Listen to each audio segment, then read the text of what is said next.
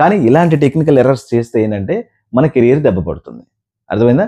So అందుకనే ఎవరైనా ఒక మెంటర్ సలహా తీసుకొని జేఈఈ మెయిన్స్ అంటే ఈ జోసా కౌన్సిలింగ్, సీసాబ్ కౌన్సిలింగ్ అన్నిటికీ సంబంధించి ఒక మంచి గైడ్ తీసుకుంటే, ఒక మెంటర్షిప్ తీసుకుంటే మీకు మీ సీట్ అయితే డెఫినెట్గా ఖచ్చితంగా సెక్యూర్గా ఉంటుంది అనమాట.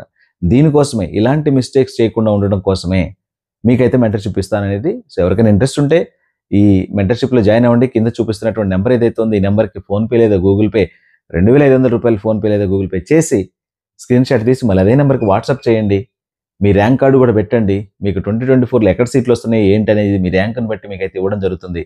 అండ్ ఆ తర్వాత మీకు చాయిస్ ఫిల్లింగ్ ఆర్డర్ చాయిస్ చేసుకునేటప్పుడు అప్లికేషన్లో మనం రిజిస్టర్ అయిన తర్వాత చాయిస్ ఫిల్లింగ్ పెట్టేటప్పుడు అక్కడైతే మీకు చాయిస్ ఫిల్లింగ్ ఆర్డర్ ప్రొవైడ్ చేయడం జరుగుతుంది. కౌన్సిలింగ్ సంబంధించి ఇలాంటి టెక్నికల్ ఇష్యూస్ ఏమైనా ఉన్నా, మీకు టిప్స్ ఏమైనా ఉన్నా కానీ అందించడం జరుగుతుంది. ఓకేనా? సో ఖచ్చితంగా బిలీవ్ చేయండి. ఏంటంటే మీకు తెలియనివి, అఫ్కోర్స్ కాన్ఫిడెన్స్ ఉండాలి. నేను చేసుకోగలను, నేను చేస్తాను, నాకు అర్థమైంది అనేటువంటి కాన్ఫిడెన్స్ ఉండొచ్చు. బట్ టెక్నికల్ ఎర్రర్స్ తెలియవు కాబట్టి డెఫినెట్గా మీకు ఒక గైడ్, మెంటర్షిప్ అనేది అవసరం అవుతుంది అనమాట.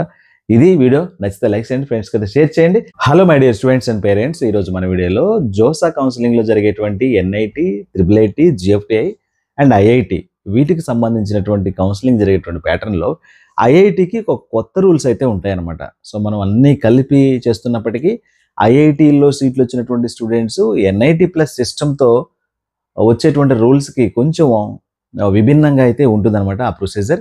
సో అది చూసుకొని మీరు కౌన్సిలింగ్లో అయితే పార్టిసిపేట్ చేస్తే సో బెటర్గా మీ యొక్క సీట్ని అయితే మీరు ఓన్ చేసుకునేటువంటి అవకాశం అయితే ఉంటుంది. సో ముందుగా మనం అసలు ఏం జరుగుతుంది ఏంటి అనేది ఒకసారి చెక్ చేద్దాము.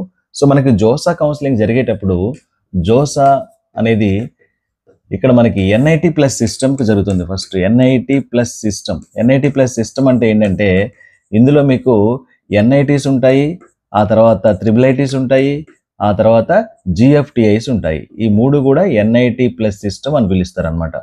అలాగే ఇక్కడ IIT కూడా ఉంటుంది. సో IITకి సపరేట్ అంటే కౌన్సిలింగ్ ప్రొసీజర్ ఒకటే, అంటే ఒకే సిస్టంలోకి వెళ్తాం మనం. కాకపోతే NIT ప్లస్ సిస్టమ్కి ఒక రూల్ ఉంటుంది, IITకి ఒక రూల్ ఉంటుంది. సో ఇక్కడ రూల్స్లో వచ్చేటువంటి మార్పు ఏంటి అంటే ఇక్కడ IITలో for example NIT plus system మొత్తం మీద జోసా అనేది మనకి 6 రౌండ్స్ అనుకుందాం, లేదా లాస్ట్ ఇయర్ ప్రకారం 5 రౌండ్సే అనుకుందాం. సో 5 రౌండ్స్లో కౌన్సిలింగ్ జరుగుతున్నప్పుడు ఇక్కడ ఈ రెండింటికి ఉన్నటువంటి మధ్య డిఫరెన్స్ ఏంటని నేను చెప్పడం కోసమే ఈ వీడియో అనమాట. సో దీనివల్ల చాలామంది స్టూడెంట్స్ సో ఈ రూల్ తెలియక ఒక స్టూడెంట్ నిన్న నాకు ఫోన్ చేశాడు శ్రీకాకుళం జిల్లా నుంచి. సో ఆ స్టూడెంట్కి ఈసారి అంటే ఇప్పుడు రాసినటువంటి అడ్వాన్స్ ఎగ్జామ్లో మంచి మార్కులు వస్తున్నప్పటికీ కూడా అతను ఎలిజిబిలిటీ అయితే కోల్పోయాడు అనమాట. సో ఎలా కోల్పోయాడు ఏంటో చెప్పడమే నా ఇంటెన్షన్. రైట్, ఇక్కడ చూద్దాము. NIT ప్లస్ సిస్టమ్స్ నేను ఇక్కడ ఏం చెప్పాను, 5 రౌండ్స్లో జరిగింది last year counselling. NIT plus సిస్టమ్కి 5 రౌండ్స్ వరకు కూడా మనం విత్డ్రా చేసుకోకపోయినా లేదా సీట్ క్యాన్సిల్ చేసుకోకపోయినా ఆఫ్టర్ 5 రౌండ్స్ కూడా ఆఫ్టర్ ఫిఫ్త్ రౌండ్ కూడా మనం ఏం చేయొచ్చు అంటే ఆఫ్టర్ 5th రౌండ్ కూడా సీట్ని రిజెక్ట్ చేయొచ్చు. సీట్ రిజెక్ట్ చేసే అవకాశం ఉంటుంది, రిజెక్ట్ చేసుకునే ఛాన్స్. ఎలా ఛాన్స్ ఉంటుంది? ఈ రిజెక్ట్ చేసుకునే ఛాన్స్ ఎలా ఉంటుందంటే మనం పార్షియల్ అడ్మిషన్ ఫీ అని ఒకటి ఉంటుంది. ఈ PAF కట్టలేదనుకోండి, మనం PAF కట్టకపోతే మనకి సీట్ వచ్చినప్పటికీ కూడా సీట్ అయితే క్యాన్సిల్ అవుతుంది. PAF కట్టకపోతే సీట్ అయితే క్యాన్సిల్ అవుతుంది. ఎప్పుడు దాకా చూడొచ్చు మనము? 5th రౌండ్ అనౌన్స్ అయ్యేదాకా కూడా చూడొచ్చు అనమాట. 5th రౌండ్ అనౌన్స్ అయ్యేదాకా కూడా చూసుకొని NIT ప్లస్ సిస్టమ్స్కి మాత్రమే. NIT ప్లస్ సిస్టమ్ అంటే మీకు చెప్పాను, NIT ఉంటుంది అండ్ IIIT ఉంటుంది అండ్ GFTIs ఉంటాయి. ఈ మూడిట్లో ఎవరికైతే ఏదో ఒక దాంట్లో సీట్ వచ్చిందో వాళ్ళు 5వ రౌండ్ కూడా చూసి మీకు వచ్చినటువంటి సీట్ నచ్చకపోతే అప్పుడు మీరు పార్షియల్ అడ్మిషన్ ఫీజు కట్టకుండా ఉంటే మీ సీట్ రిజెక్ట్ అవుతుంది. అప్పటి వరకు మీరు కట్టినటువంటి ఏవైతే SC, ST, PW వాళ్ళు 17,500 rupees and remaining categories 37,500 rupees ఉన్నాయో వాటిలోంచి ఒక 5,000 కట్ చేసుకొని మిగతా అమౌంట్ రిఫండ్ చేస్తారు. ఏది ఇప్పుడు కూడా మీకు ఛాన్స్ ఉంటుంది. ఇక్కడ 5th రౌండ్ అనౌన్స్ అయిన తర్వాత కూడా ఉంటుంది. బట్ వేరేజ్ IIT స్టూడెంట్స్కి వచ్చేసరికి ఇక్కడ చాలా జాగ్రత్తగా ఉండాలి. IIT స్టూడెంట్స్కి వచ్చేసరికి మీకు ఏంటంటే ఏదైతే బిఫోర్ ద ఎండింగ్ రౌండ్ అంటే 5th రౌండ్ ఎండ్ అయితే మనకి దానికంటే ముందున్న రౌండ్ ఏంటి? 4th round. ఈ 4th రౌండ్లోనే మనం డిసైడ్ చేసుకోవాలి మనం కౌన్సిలింగ్లో కంటిన్యూ చేయాలా ఆర్ ఎల్స్ మనం కౌన్సిలింగ్ నుంచి బయటకు వచ్చేయాలా అన్నది. ఓకేనా? సో 4th రౌండ్లో డిసైడ్ అయితేనే మనం నెక్స్ట్ ఇయర్ అడ్వాన్స్ రాసుకోవడానికి వెసులుబాటు ఉంటుంది.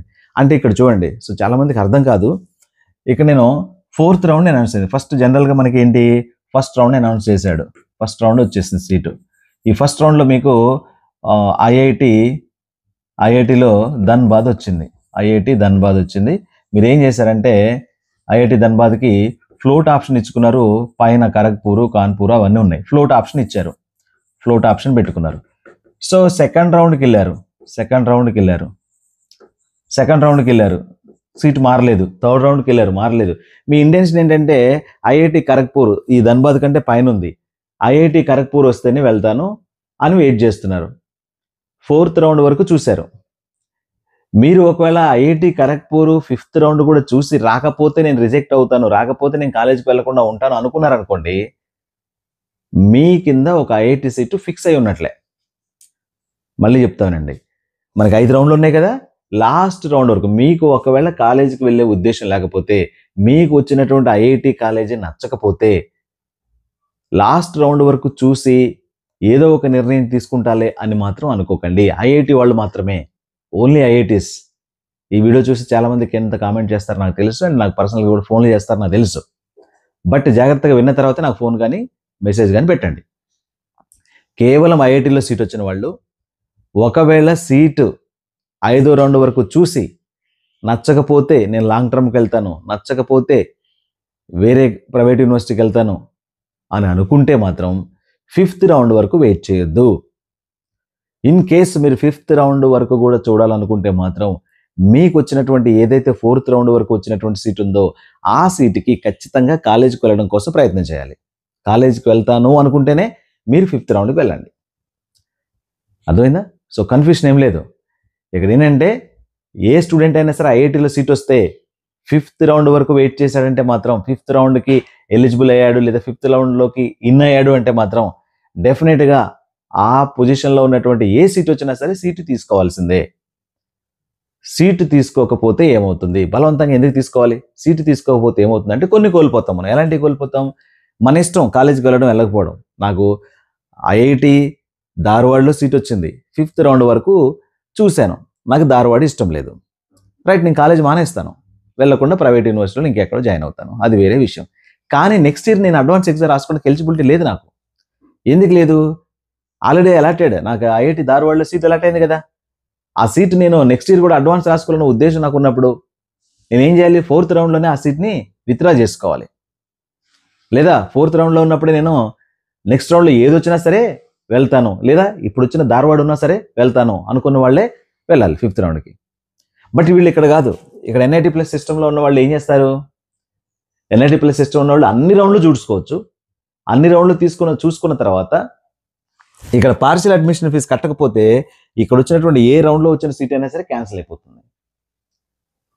ఓకే, బట్ ఇక ఐఐటి వాళ్ళకి అలా ఉండదు. ఐఐటి వాళ్ళకి 4th రౌండ్లోనే విత్డ్రా ఆప్షన్ కానీ క్యాన్సిలేషన్ ఆప్షన్ కానీ మీరు యూజ్ చేసుకోవాలి. ఒకవేళ యూజ్ చేసుకోకపోతే, సీట్ వచ్చిన వాళ్ళ గురించే, యూజ్ చేసుకోకపోతే 5th రౌండ్లోకి ఎంటర్ అయ్యారంటే మాత్రం ఆ సీటు మీ పేరు కింద ఫిక్స్ అయినట్లే. సో మీరు ఇక నుంచి అడ్వాన్స్ ఎగ్జామ్ రాయడానికి ఎలిజిబిలిటీ ఉండదు. ఎవరైతే మంచి సీట్ రాలేదు, నాకు వచ్చిన సీటు నాకు నచ్చలేదు అని ఐఐటీలో వచ్చిన వాళ్ళు ఫీల్ అవుతున్నారో ఖచ్చితంగా 4th రౌండ్లోనే డిసైడ్ అవ్వండి. నెక్స్ట్ ఇయర్ లాంగ్ టర్మ్ తీసుకోవాలంటే మాత్రం 4th రౌండే డిసైడింగ్ ఫ్యాక్టర్. 5th రౌండ్లోకి ఎంటర్ అయ్యారంటే మాత్రం ఏ సీట్ వచ్చినా సరే కాలేజీకి వెళ్ళాలి, లేదా అడ్వాన్స్ ఎగ్జామ్ రాయడం అవకాశాన్ని కోల్పోవాలి. ఈ రెండు ఛాన్సులు. ఇప్పుడు నేను చెప్పిన ఇన్సిడెంట్ ఏంటంటే, శ్రీకాకుళం జిల్లాలో ఉన్నటువంటి ఒక స్టూడెంట్ ఫోన్ చేసి అడిగాడని చెప్పే కదా, ఆయన ఆల్రెడీ 5th రౌండ్ కూడా చూశాడంట. బట్ కాలేజీ ఇంట్రెస్ట్ లేక, వచ్చిన కాలేజీ లేక, బిలాయిలోనో సంథింగ్ ఎక్కడ వచ్చింది, ఇంట్రెస్ట్ లేక ఏం చేశాడు, కాలేజీకి వెళ్ళలేదంట. నేను వెళ్ళలేదు సార్, నేను లాంగ్ టర్మ్కి వెళ్ళిపోయాను అన్నాడు. సో తీరా అది చూస్తే ప్రొసీడింగ్ కాపీ, అతనికి ఇచ్చినటువంటి సీట్ అలాట్మెంట్ లెటర్ చూస్తే బిలాయిలో 5th రౌండ్లో అలాట్ అయినట్టు ఉండింది. కంటిన్యూషన్ 4th రౌండ్ వరకు అదే ఉంది, 5th రౌండ్లో కూడా అదే ఉంది. సో 4th రౌండ్లో అతను విత్డ్రా చేసుకోవాలి, యాక్చువల్గా చేయలేదు. బట్ ఇప్పుడు అతనికి ఏముంటుందంటే, ఎలిజిబిలిటీ క్రైటీరియాలో ఒక పాయింట్ ఉంటుంది, who are secured in earlier seat in to the IITs will not be applicable to attend the JEE advance exam అని ఉంటుంది. ఎర్లియర్, అంతకుముందు ఎవరైతే ఐఐటీలో సీట్ సెక్యూర్ చేశారో వాళ్ళకి అప్లికేబుల్ కాదు అడ్వాన్స్ రాసుకోవడానికి. మరి అతను ఇప్పుడు ఎగ్జామ్ రాశాడు, ఓకేనా? మరి సీట్ ఇవ్వరు. ఇక ఎలా రాశాడు, అప్లికేషన్ ఎలా తీసుకున్నది, ఇదంతా రిజెక్ట్ చేస్తుంది కదా, ఇవన్నీ నథింగ్, సెకండరీ. అర్థమైందా? సో అతను తీసుకున్నటువంటి నిర్ణయం వల్ల ఇప్పుడు అతనికి ఏంటి, ఒక నీరు లాస్ అయిపోయింది. ఇప్పుడు ఐఐటీలో మంచి సీట్ వచ్చినా సరే ఇవ్వరు అనమాట. ఎందుకంటే ఆయన ఐఐటి బిలాయ్ స్టూడెంట్. అతను టెక్నికల్గా ఐఐటి బిలాయ్ స్టూడెంట్స్, ఫిజికల్గా అతను కాలేజ్కి వెళ్ళలేదు, అసలు కాలేజ్ ముఖం కూడా చూడలేదు. కానీ ఇలాంటి టెక్నికల్ ఎర్రర్స్ చేస్తే ఏంటంటే మన కెరీర్ దెబ్బపడుతుంది. అర్థమైందా? సో అందుకనే ఎవరైనా ఒక మెంటర్ సలహా తీసుకొని జేఈ మెయిన్స్ అంటే ఈ జోసా కౌన్సిలింగ్, సీసాబ్ కౌన్సిలింగ్ అన్నిటికీ సంబంధించి ఒక మంచి గైడ్ తీసుకుంటే, ఒక మెంటర్షిప్ తీసుకుంటే మీకు మీ సీట్ అయితే డెఫినెట్గా ఖచ్చితంగా సెక్యూర్గా ఉంటుంది అనమాట. దీనికోసమే, ఇలాంటి మిస్టేక్స్ చేయకుండా ఉండడం కోసమే మీకైతే మెంటర్షిప్ ఇస్తాననేది. సో ఎవరికైనా ఇంట్రెస్ట్ ఉంటే ఈ మెంటర్షిప్లో జాయిన్ అవ్వండి. కింద చూపిస్తున్నటువంటి నెంబర్ ఏదైతే ఉందో ఈ నెంబర్కి ఫోన్పే లేదా గూగుల్ పే 2500 రూపాయలు ఫోన్పే లేదా గూగుల్ పే చేసి స్క్రీన్ షాట్ తీసి మళ్ళీ అదే నెంబర్కి వాట్సాప్ చేయండి. మీ ర్యాంక్ కార్డు కూడా పెట్టండి. మీకు 2024లో ఎక్కడ సీట్లు వస్తున్నాయి ఏంటి అనేది మీ ర్యాంక్ని బట్టి మీకు అయితే ఇవ్వడం జరుగుతుంది. అండ్ ఆ తర్వాత మీకు చాయిస్ ఫిల్లింగ్ ఆర్డర్ చాయిస్ చేసుకునేటప్పుడు అప్లికేషన్లో మనం రిజిస్టర్ అయిన తర్వాత చాయిస్ ఫిల్లింగ్ పెట్టేటప్పుడు అక్కడైతే మీకు చాయిస్ ఫిల్లింగ్ ఆర్డర్ ప్రొవైడ్ చేయడం జరుగుతుంది. కౌన్సిలింగ్ సంబంధించి ఇలాంటి టెక్నికల్ ఇష్యూస్ ఏమైనా ఉన్నా, మీకు టిప్స్ ఏమైనా ఉన్నా కానీ అందించడం జరుగుతుంది. ఓకేనా? సో ఖచ్చితంగా బిలీవ్ చేయండి. ఏంటంటే మీకు తెలియనివి, అఫ్కోర్స్ కాన్ఫిడెన్స్ ఉండాలి. నేను చేసుకోగలను, నేను చేస్తాను, నాకు అర్థమైంది అనేటువంటి కాన్ఫిడెన్స్ ఉండొచ్చు. బట్ టెక్నికల్ ఎర్రర్స్ తెలియవు కాబట్టి డెఫినెట్గా మీకు ఒక గైడ్, మెంటర్షిప్ అనేది అవసరం అవుతుంది అనమాట. ఇది వీడియో నచ్చితే లైక్ చేయండి, ఫ్రెండ్స్కి అయితే షేర్ చేయండి. సో కన్క్లూడ్ చేస్తాను. ఎవరైతే ఎన్ఐటి ప్లస్ సిస్టంలో సీట్ తీసుకుంటున్నారో వాళ్ళు 5th రౌండ్ అయిన తర్వాత కూడా, ఒకవేళ ఈ సంవత్సరం 6 రౌండ్స్ పెట్టినా 6th రౌండ్ అయిన తర్వాత కూడా పార్షియల్ అడ్మిషన్ ఫీజు కట్టకపోతే, ఏదో ఒకవేళ ఆ సీట్ నచ్చినప్పుడు పార్షియల్ అడ్మిషన్ ఫీజు కట్టకుండా ఉంటే మీకు ఆ సీట్ క్యాన్సిల్ అయిపోతుంది. మీరు మీకు ఇష్టమైనటువంటి ప్లేస్కి మీరు వెళ్ళిపోవచ్చు. అండ్ జేఈ అడ్వాన్స్ కూడా నెక్స్ట్ ఇయర్ రాసుకోవచ్చు, మెయిన్స్ కూడా రాసుకోవచ్చు. అది ఎవరికైతే ఐఐటీలో సీట్లు వచ్చి ఐఐటీలో సీట్లు వచ్చి ఆ సీట్ నచ్చకుండానే లాస్ట్ రౌండ్ వరకు చూద్దాము అనుకుంటున్నారో వాళ్ళు లాస్ట్ రౌండ్ చూడడం అంత సేఫ్ కాదు. ఇన్ కేసు లాస్ట్ రౌండ్ చూస్తే ఏ సీట్ అయితే వాళ్ళ దగ్గర ఉందో ఆ సీట్కి, ఆ కాలేజ్కి వెళ్ళాల్సిందే. అదర్వైజ్ మీరు వెళ్లకుండా ఉంటే అది మీ ఇష్టం. కానీ జేఈ అడ్వాన్స్ రాసుకునే వెసులుబాటు ఉండదు మళ్ళీ. అర్థమైందా? సో ఇదనమాట. లాస్ట్ రౌండ్ కంటే ముందే 6 రౌండ్లు పెట్టారనుకోండి, ఈ సంవత్సరం 5వ రౌండ్లోనే మీరు డిసైడ్ చేసుకోవాలి. ఐఐటీ వాళ్ళు 5 రౌండ్లో పెట్టారనుకోండి, 4వ రౌండ్లోనే డిసైడ్ చేసుకోవాలి మీరు ఐఐటీ వాళ్ళు. సో అందుకే అడ్మిషన్ ఐఐటీలో వచ్చిన వాళ్ళు ఏం చేస్తారు, ఇప్పుడు మెంటర్షిప్లో ఉన్న స్టూడెంట్స్ ఐఐటీలో వచ్చినాయి అనుకోండి, నాతో కమ్యూనికేట్ అవుతూ ఉంటారు. నేను వాళ్ళకి గైడ్ చేస్తాను. డెఫినెట్గా ఈ వీడియో మళ్ళీ స్ట్రెస్ చేసి చెప్తాను మళ్ళీ కౌన్సిలింగ్ టైంలో. సో ఎవరైతే ఫాలోవర్స్ ఉన్నారో డెఫినెట్గా చూస్తారు, మెసేజ్లు పెడతాను గ్రూప్లో, వాళ్ళకి తెలిసిపోతుంది. ఇలా విషయాలను అయితే కన్వే చేయడం జరుగుతుంది, కమ్యూనికేట్ చేయడం జరుగుతుంది. అర్థమైందా? సో చాలా మందికి అయితే ఈ వీడియోని షేర్ చేయడానికి ట్రై చేయండి. ఎవరైతే జోసా కౌన్సిలింగ్లో పార్టిసిపేట్ చేస్తున్నారో ఖచ్చితంగా వాళ్ళకి రికమెండ్ చేయండి. Thank you.